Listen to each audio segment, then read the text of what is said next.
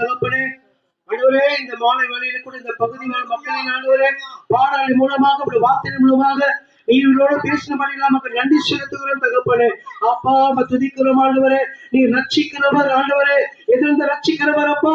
ஆண்டவரே, வியாதியிலிருந்து பல கஷ்டத்திலிருந்து ஆண்டவரே, பலவீனத்திலிருந்து ஆண்டவரே, துயரத்திலிருந்து பாடுகளிலிருந்து ரட்சிக்கிறவர் அப்பா. கரம் பிடித்து தூக்கி எடுக்கிறவர், இறுதி வரை நடத்துகிறவர் தேவன் ஆண்டவரே. ஹல்லேலூயா.